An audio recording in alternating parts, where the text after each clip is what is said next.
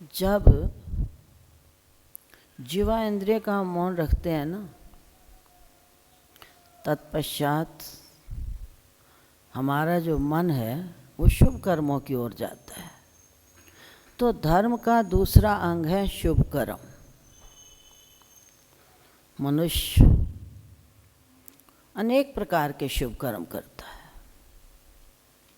लेकिन उन शुभ कर्मों के बीच में अगर सूक्ष्म अहम भाव है कि मैं शुभ कर्म कर रहा हूँ, तो उसका मैं जो है ना, उसके शुभ कर्म का वो लाभ नहीं दे सकता जो पूरा पूरा लाभ इसे प्राप्त होना चाहिए। और उस शुभ कर्म के करने से स्थूल मन पवित्र होता है, इसमें संशय नहीं है। पहले तीर चलाने वाला व्यक्ति स्थूल पर तीर चलाना सीखता है। जब स्थूल पर चलाने में परिपक्वता आ जाती है, तत्पश्चात वो सूक्ष्म पर तीर जो है सहज ही चला सकता है। ठीक इसी प्रकार से सबसे पहले हम शुभ कर्म करें, और शुभ कर्म करते करते जब ये हमारा स्थूल मन शुद्ध हो जाए, तत्पश्चात हम सूक्ष्म मन की शुद्धता का संकल्प करें। क्योंकि स्थूल तो शुद्ध हो गया, जो सूक्ष्म मन है वो केवल शुभ कर्मों से पवित्र नहीं होता। सूक्ष्म मन की शुद्धता के लिए सबसे बड़ा सहज व सरल साधन है सत्कर्म। शुभ कर्म और सत्कर्मों में बड़ा अंतर होता है। शुभ कर्म किया जाता है मन की मानी से, और कर्म किया जाता है गुरु की आज्ञा से। मन की एक सहज प्रवृत्ति हो जाती है, स्वभाव हो जाता है कि जो भी कर्म इस मन को अच्छा लगे या जिस तरफ इस मन का राग हो जाए, उसे तो कहेगा ये शुभ कर्म है। और जहाँ पर इस मन का द्वेष हो या जो मन के प्रतिकूल क्रिया होती है वो जिस शुभ कर्म है, तो उसे हम नहीं कर सकते। तो केवल शुभ कर्म हमारे स्थूल मन को पवित्र करेंगे, और जो सत्कर्म होते हैं वो हमारे सूक्ष्म मन को पवित्र करते हैं। दोनों में बड़ा अंतर है। इसका अर्थ ये नहीं कि हम शुभ कर्म करना ही छोड़ दें, पहले स्थूल पर चलेंगे तभी सूक्ष्म तक हमारे पहुंचने में जो है वो सुगमता सहज प्राप्त होगी। अब सत्कर्म क्या है, क्या पहचान है कि हम सत्कर्म कर रहे हैं? तो महापुरुषों ने कहा कि भलियन संग जो भला करे ये रीति व्यवहार, बुरियन संग जो भला करे कोई विरले संसार। भले के साथ भलाई करना कोई बहुत बड़ी बात नहीं है, लेकिन जो बुरे के साथ भी भलाई करता है वो होता है सबसे बड़ा सत्कर्म। मनुष्य के मन में अधिकांश बदले की भावना होती है कि उसने ऐसा किया तो मैं ऐसा अवश्य करूँगा। जब तक मैं उसका बदला नहीं लूँगा तब तक पहले तुम्हारी वाणी मौन नहीं होती, पहले वाणी मौन नहीं होती, फिर बाद में किसी परिस्थितिवश अगर हमारी वाणी मौन भी हो गई तो हमारा मन जो है उस समय मौन नहीं होता है। तो सत्कर्म का क्या लक्षण है कि बुरे के साथ भी हम भला करें। तो एक सेठ ने 4 बेटे थे, अपने बेटों से कहा कि ये लेकिन ये जो 5वां हीरा है इसे मैं उसे दूंगा जो सत्कर्म करेगा। अब सबके मन में तीव्र लालसा थी, उत्कंठा थी कि हम इस हीरे को हम प्राप्त करें। पहला पुत्र निकला घर से सत्कर्म करने के लिए। सबसे पहले तालाब के किनारे एक धोबिन अपने कपड़े धो रही थी। कपड़े धोते धोते बालक जो था खेलते खेलते उस तालाब में गिर पड़ा। तो शोर मचाने लगी कि कोई मेरे बालक को निकालो, प्राण प्रिय होते हैं। अब धोबन चिल्ला रही है, लेकिन किसी को साहस नहीं हुआ कि हम प्राणों की आहुति देकर उस धोबिन के बालक को निकाल सकें। इतने में उस सेठ के लड़के ने देखा कि बालक तो डूब रहा है लेकिन उसे कोई बचा नहीं रहा। उसी समय सेठ के लड़के ने तालाब में छलांग लगाई और उस बालक को निकाल कर जब माँ की गोदी में दे दिया तो आप ये अनुमान लगाओ कि माँ को कितनी प्रसन्नता हुई होगी। उसने रोम रोम से आशीर्वाद दिया सायंकाल पुत्र घर पहुंचा तो आकर कहने लगा, पिताजी पिताजी आज मैंने बहुत बड़ा सत्कर्म किया। पिता ने पूछा, बेटा कौन सा सत्कर्म किया? ऐसे धोबन का बालक गिरा, मैंने उसे तालाब से निकालकर माँ की गोद में दे दिया। अपने प्राणों की भी परवाह नहीं की कि मैं डूब सकता हूँ। तो सेठ कहता है, पुत्र ये कोई सत्कर्म नहीं है, ये तो एक इंसान का धर्म है। एक व्यक्ति डूब रहा है और तू उसे बचाएगा नहीं तो क्या तुझे पाप का भागी नहीं बनना पड़ेगा? इसलिए ये तेरा सत्कर्म जो है वो नहीं है। दूसरे दिन दूसरा लड़का गया, रास्ते में धन की थैली प्राप्त हुई। सोचने लगा कि किसी ने मुझे देखा तो नहीं, किसी के घर की मैंने चोरी भी नहीं की, मिली तो मुझे सड़क पर है ना। फिर मन आत्मा से, एक होता है मन, दूसरी होती है आत्मा। जब उसकी आत्मा से आवाज़ आई कि परधन पत्थर मानिए, पराया धन तो पत्थर के समान है, इसलिए इसको हाथ लगाना भी अपराध है। फिर सोचने लगा, न जाने किसी गरीब का हो, पर इतना धन किसी गरीब का हो नहीं सकता। चलो कोई बात नहीं, खोल कर देख लेता हूँ, अपने घर नहीं ले जाऊँगा। जो इस धन की थैली को खोला तो उस थैली में से क्या निकला? जिस व्यक्ति की वो धन राशि थी उसके घर का पता उस कागज़ के ऊपर उसे प्राप्त हो गया। एड्रेस के अनुसार उसके घर वो धन की थैली पहुंचा दी। आकर सायंकाल पिता से कहा, पिताजी आज मैंने बहुत बड़ा सत्कर्म किया। लालच क्या था? ये जो 5वां हीरा है ये हमें प्राप्त होगा। पिता ने कहा, पुत्र इसमें तूने क्या किया? जिसकी वस्तु इस आगे रखे और प्रभु की आज्ञा माने माथे, जिसकी चीज़ सी उसे तूने सौंप दी, तूने कौन सा सत्कर्म किया इसमें? बेचारा मौन हो गया।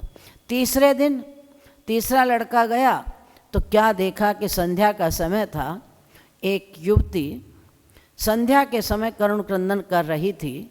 मैं अपनी सखियों के साथ गौरी पूजन के लिए आई थी, लेकिन मेरी सखियाँ न जाने कहाँ चली, मुझे दिशा भ्रम हो गया, इसीलिए मैं रो रही हूँ। तो लड़का ने विचार किया कि बियाबान जंगल है, कोई देख तो नहीं रहा, लेकिन फिर सोचने लगा कि परधन पत्थर मानिए परत्रिय मातु समान, पराई स्त्री तो माता के तुल्य होती है, इसीलिए इसे अपने पति के पास सुरक्षित पहुँचा दूँ। पिताजी आज मैंने बहुत बड़ा सत्कर्म किया। क्या? जब सारा वृत्तांत सुना दिया तो पिता ने कहा, पुत्र ये कोई सत्कर्म है? ये तेरी जितेंद्रियता का तो प्रमाण है, लेकिन मैं इसे सत्कर्म नहीं कहूँगा। चौथे दिन चौथा पुत्र गया तो समुद्र के किनारे टहल रहा था। वहाँ पर उसका एक साथी समुद्र के किनारे विश्राम कर रहा था। देखा समुद्र की लहरें आने वाली हैं, हो सकता है लहरें कहीं से बहाकर न ले जाएं, उठाऊं। फिर देखा ये जन्म का शत्रु था, जीवन में जिसने इसे कई बार मारने का अथक प्रयास किया था। अब ये मन ही मन सोचता है उठाऊं या ना उठाऊं। कभी कभी हमारे दो मन होते हैं, एक मन कहता है करूं, दूसरा मन कहता है ना करूं।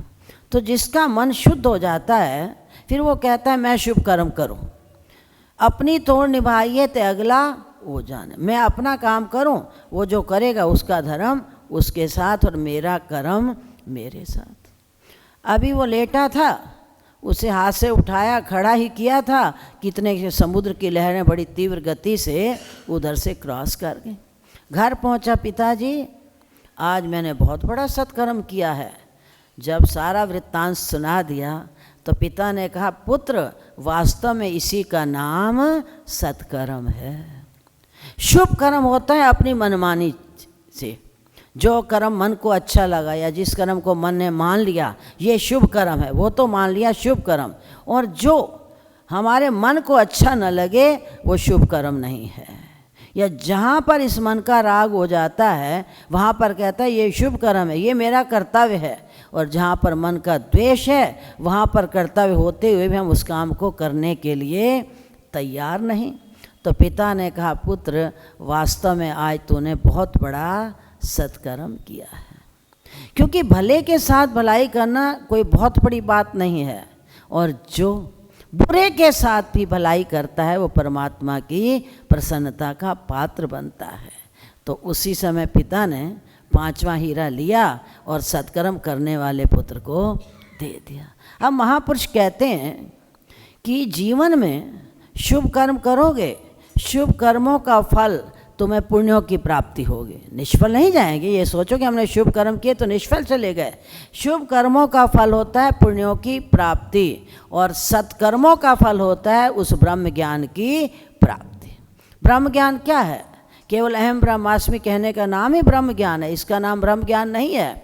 अब तो ब्रह्म की प्राप्ति, ब्रह्म ज्ञान की प्राप्ति जीव को उस समय होती है जिस समय गुरुदेव का इस जीव के ऊपर विशेष अनुग्रह बरसता है।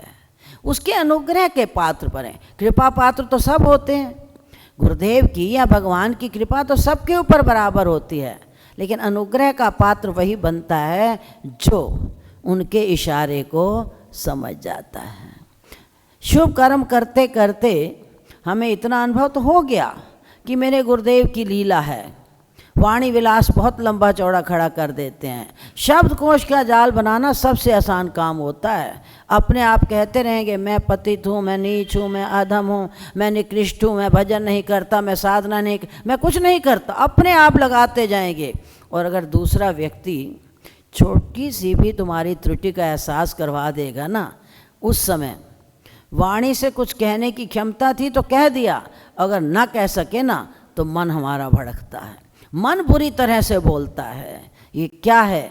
इसका सीधा अर्थ यही है कि अभी तक हमारे ऊपर गुरुदेव का पूरा पूरा अनुग्रह नहीं बरसा है। इसीलिए अगर गुरु के अनुग्रह के पात्र बनना चाहते हो तो उनकी इच्छा में अपनी इच्छा को मिला दो। वो जो करें, जैसा करें, जब करें, जिस ढंग से करें, तुम ठेकेदार नहीं हो उनके, तुम न्यायाधीश नहीं जो तुम उन्हें समझाओगे कि गुरुदेव ऐसा नहीं ऐसा करो। और हर व्यक्ति के रोग की औषधि जो होती है ना, सबकी अलग अलग औषधि होती है। अगर एक ही औषधि होती तो प्रत्येक व्यक्ति डॉक्टर बनकर ना बैठ जाता। भाई एक ही औषधि है, मेडिकल स्टोर से औषधि खरीदो और अपने शरीर को निरोग बना लो। जब शरीर हमारा इस प्रकार निरोग नहीं हो सकता तो ये जो हमारा मन कई जन्मों का रोगी है।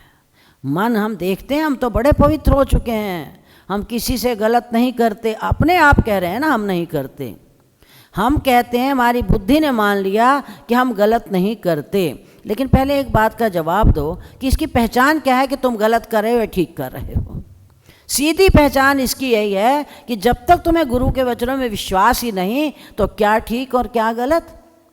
अगर तुम्हें इस बात का अनुभव होता तो गोस्वामी बाबा को ये लिखने की आवश्यकता नहीं थी कि अनुचित उचित विचार तज, अनुचित उचित विचार तज, जे पालही पित बैन, ते भाजन सुख सुयश के, तो बसई अमरपति। वो केवल यश के पात्र नहीं बनते, अब तो सुयश के, श्रेष्ठ यश के गुरु के कृपा पात्र बनते हैं। इसीलिए धर्म का दूसरा अंग है शुभ कर्म। शुभ कर्म करते हैं, ये अंग है। मैंने कल भी निवेदन किया था, धर्म का पहला अंग क्या होता है? मौन। धर्म का दूसरा अंग क्या होता है? शुभ कर्म। शुभ कर्म तो हम करते हैं, लेकिन जिसे वास्तव में धर्म कहते हैं, धर्म की परिभाषा है, उसको अभी तक हमने आज तक समझा ही नहीं है। तो क्या धर्म केवल क्रियाओं तक सीमित है? उसमें तो क्रिया कभी कभी अधर्म की होती है, लेकिन छिपा होता है उसके पीछे धर्म। और कभी कभी क्रिया होती है धर्म की, उसके पीछे छिपा होता है अधर्म। अब ज़मीन जायदाद के झगड़े में अगर एक भाई अपने भाई को मारता है तो ये धर्म है या अधर्म है? धर्म है या अधर्म है? अधर्म है। और वही शूरवीर अगर देश की रक्षा के लिए अनेक शत्रुओं का वध करता है तो ये धर्म है या अधर्म? ये धर्म है। उसने एक को मारा, उसने एक की हिंसा की, उसके लिए वो बना अधर्म, और इसने अनेकों की हिंसा की, इसके लिए वो बना धर्म। तो इसलिए धर्म और अधर्म जो होता है ना, वो क्रियाओं पर निर्भर नहीं होता। ये हमारी मन और बुद्धि ने मान लिया, तीर्थों पर जाएंगे, स्नान करेंगे, हमारा हो गया धर्म। मैं बार बार यही निवेदन करती हूँ कि धर्म और धर्म की जो क्रिया होती है ना, वो क्रिया पर ही धर्म और अधर्म निर्भर नहीं होता है। क्योंकि धर्म और अधर्म की जो गति है ना, अति गहन है, अति सूक्ष्म है। अब गहन भी है, सूक्ष्म भी है, तो क्या उसे इन बुद्धि रूपी नेत्रों से समझ जाओगे? उसकी समझने के लिए एक साधन है, वो सबसे छोटा साधन है गुरु की आज्ञा। अगर गुरु की आज्ञा न होती तो गुरु नानक देव जी के सपुत्र श्रीचंद और लक्ष्मीचंद उनकी संतानें हैं। श्रीचंद और लक्ष्मीचंद उनके पुत्र हैं। क्या वो परीक्षा में पास हुए? जानबूझ के गंदे नाले में स्वर्ण पात्र गिरा दिया और फिर कहते हैं जाओ इस पात्र को निकाल कर ले आओ। तो क्या कहा श्रीचंद्र लक्ष्मीचंद ने? गुरुदेव आपके दरबार में कोई कमी है? कहते हैं ना प्रेम मंदिर में कोई कमी है, इतनी कंजूसियाँ हो रही हैं कोई। अरे भाई कमी हो ना हो, पहले तुम अपनी इनकम तो देखो कि तुम कितना कमा रहे हो नाम रूपी धन। जब तुमने नाम रूपी धन कमाया नहीं तो तुम्हें खर्च करने का अधिकार कहाँ से है? जब कमाया नहीं तो खर्च करने का अधिकार तुम्हें कहाँ से प्राप्त हो गया? नाम रूपी धन कमाओ तो फिर भी कुछ ना कुछ अपने लिए बचा कर रखो। कमाते हम हैं नहीं और खर्चा करते हैं मनमाना। कमी कहीं नहीं होती। जिस परमात्मा ने हमें पैदा किया है ना, वो मुर्दे को भी देत है। परम पिता परमात्मा मुर्दे को भी देत है। लकड़ी कपड़ा आग और जीवित नर चिंता करे, ये उसके बड़े अभाग। जब परमात्मा मुर्दे को लकड़ी कपड़ा आग दे रहा है तो क्या जीते मनुष्य को कुछ नहीं देगा? सब कुछ देगा। लेकिन देखना हमने ये है कि हमारा धर्म क्या है, हमें करना क्या चाहिए। हम धर्म की परिभाषा को नहीं समझते और क्या कहते हैं कि हम मंदिर में चले गए, तीर्थों को स्नान कर लिया, 5-10 माला का जाप कर लिया, ब्राह्मणी को थोड़ा बहुत दान दे दिया, हमारा हो गया धर्म। मैं बार बार निवेदन कर रही हूँ, ये धर्म के अंग हैं। ये सब के सब धर्म के अंग तो हैं, लेकिन वास्तव में इसे धर्म नहीं कह सकते। बोल श्री सद्गुरुदेव भगवान हरिया।